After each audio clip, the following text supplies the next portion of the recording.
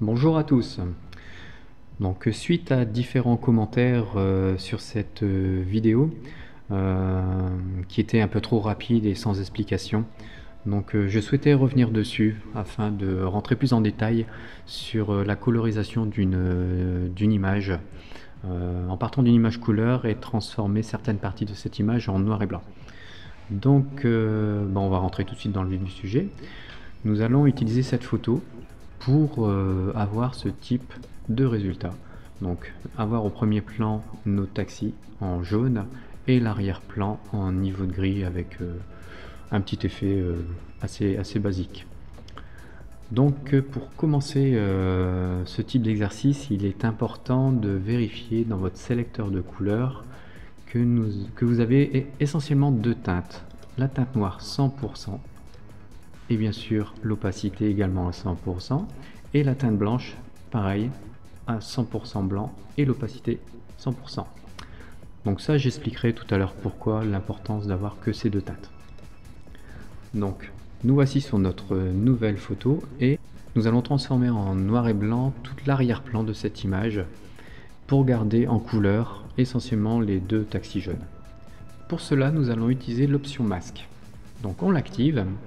Un voile rouge apparaît sur votre image. Cela vous permettra de travailler en deux zones. Donc on va laisser dans la zone rouge les zones que l'on ne souhaite pas travailler et on va effacer cette partie rouge des zones que l'on souhaite retravailler.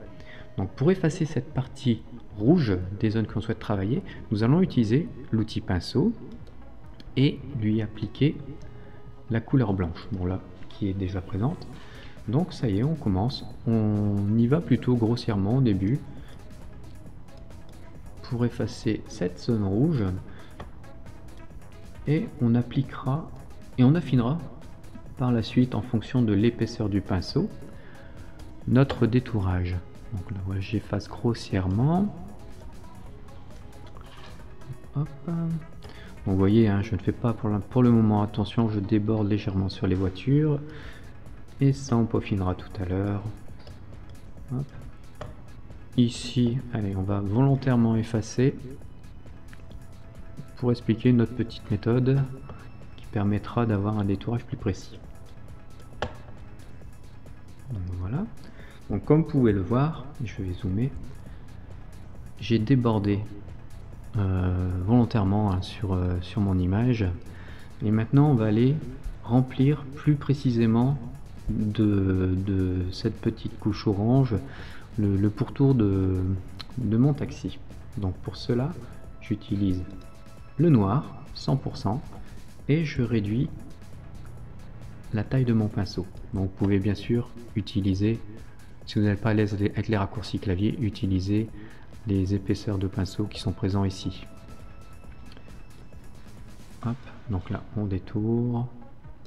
Donc le but c'est d'utiliser, de faire quand même une sélection assez précise, ce qui nous permettra d'appliquer différents filtres tout à l'heure. Donc comme vous pouvez le voir ici, je vais au plus proche.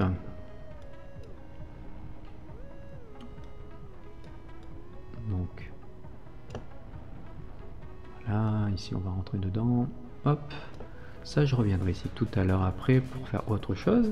Là je vais inverser ma sélection, donc moi j'ai créé un raccourci clavier que j'appelle X. Donc ce raccourci clavier, regardez, quand j'appuie dessus, il bascule. Donc très pratique, très rapide. Voilà. Donc pareil ici.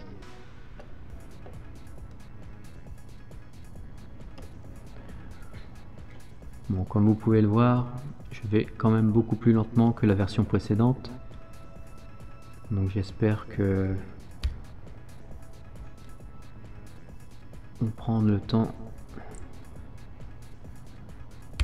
Hop.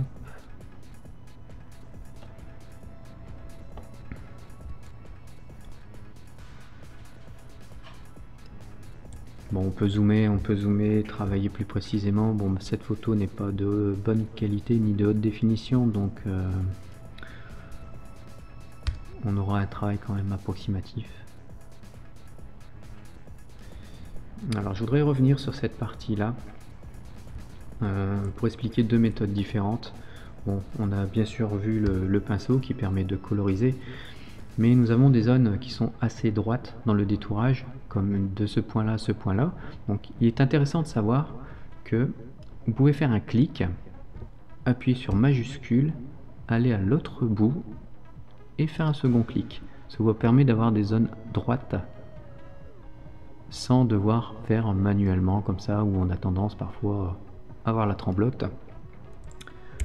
Donc inversement, hein, on peut le faire aussi dans ce sens là, un clic, majuscule et un second clic. Donc voilà pour cette zone.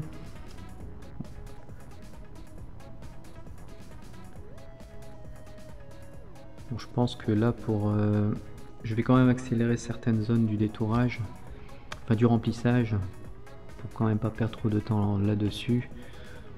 Donc j'avance et je reviens tout de suite.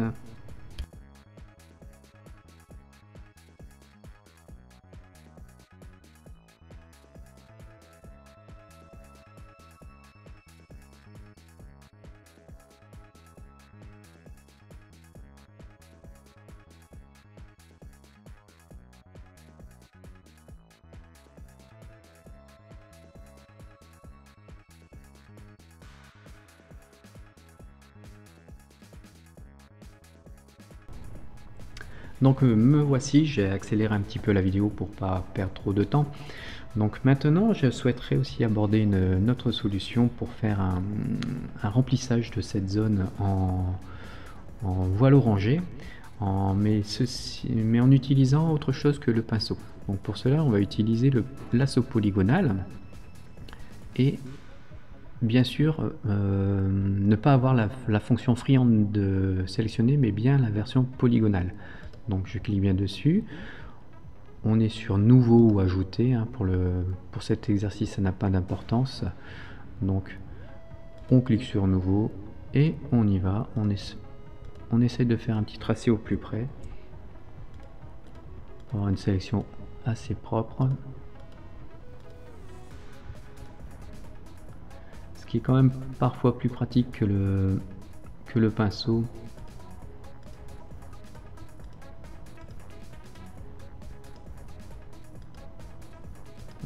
Comme ici en l'occurrence, ça permet de voir un peu, grâce à ce trait qui nous suit au curseur, ça permet de voir qui suit bien l'image.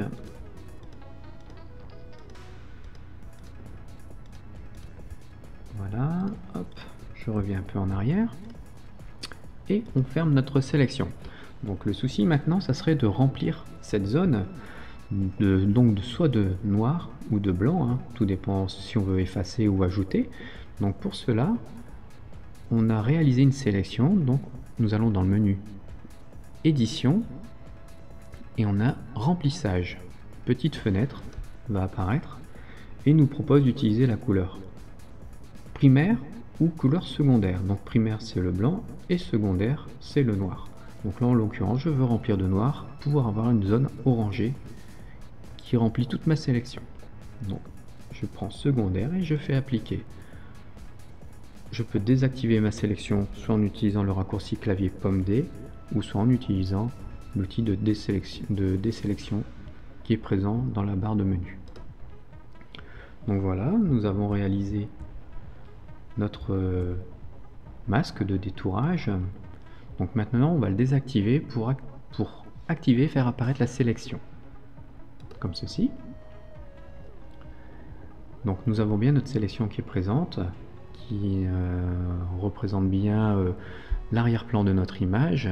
Donc on sélectionne notre image dans le calque et on va lui appliquer le filtre noir et blanc. Donc vous pouvez appliquer différents réglages. Vous pouvez utiliser le sélecteur de couleurs ici si vous voulez les zones noires un peu plus foncées. Donc dans cette zone ici, je veux que tout soit un peu plus foncé. Donc je descends.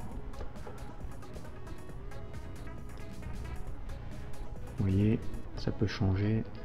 Les zones assez claires, pareil, on peut les foncer un peu. ça change automatiquement mes réglages ici. Donc ça, pour le moment, cela me convient. Je referme et je peux désélectionner. Pomme D ou désélection. Bon, on a réalisé la première étape de ce tuto, donc c'est faire apparaître une partie noir et blanc d'une photo couleur. Donc maintenant on aimerait travailler un peu plus sur cette image d'arrière-plan qui est noir et blanc et lui appliquer quelques filtres. Bon, malheureusement, comme vous pouvez le voir, j'ai désélectionné, donc j'ai perdu ma sélection. Donc si je lui applique un filtre, imaginons un flou gaussien, ça s'applique sur l'intégralité de mon image. Donc je supprime. Donc comment faire pour récupérer cette sélection si nous ne l'avons pas auparavant mémorisée? Donc comme vous pouvez le voir sur notre calque de réglage noir et blanc, nous avons quand même une sélection qui est présente ici. Donc d'ailleurs pour l'avoir, il suffit de cliquer sur Alt et l'icône du calque pour faire apparaître notre sélection que l'on a réalisée avec notre pinceau tout à l'heure. Donc maintenant je veux récupérer cette sélection. Donc je vais toujours sur mon icône et j'appuie sur commande. Donc à voir sur la version Windows, il y aura peut-être des petites variantes, commande, alt, donc moi je suis une version Mac, donc je peux préciser essentiellement ça. Donc commande, ça sera peut-être à rechercher un autre raccourci, mais donc supposons que c'est commande, vous appuyez dessus et vous cliquez sur votre icône et vous récupérez votre sélection. Donc maintenant on va dire à l'application qu'on souhaite travailler sur l'image d'arrière-plan. Donc bien entendu, il faut la sélectionner. Et là, nous pouvons appliquer à nouveau un filtre, par exemple flou directionnel.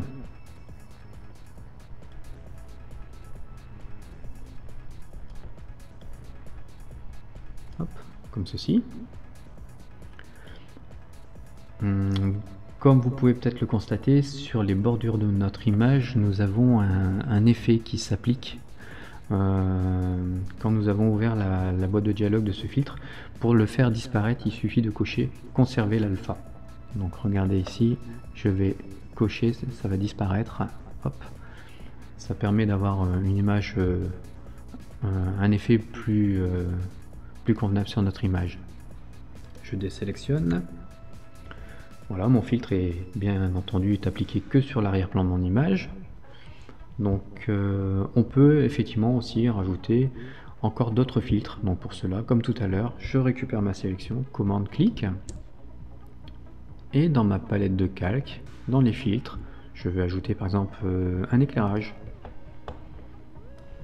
Je monte. Oh, autant pour moi, j'ai fait une bêtise. Je recommence, je désélectionne. J'enlève mon éclairage, supprimer. Donc comme tout à l'heure, je recommence, commande clic, et bien sûr je sélectionne mon image, ce que je n'ai pas fait tout à l'heure, donc le filtre ne va pas s'appliquer sur mon image.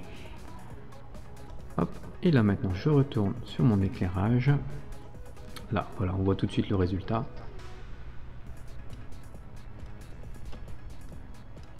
Voilà.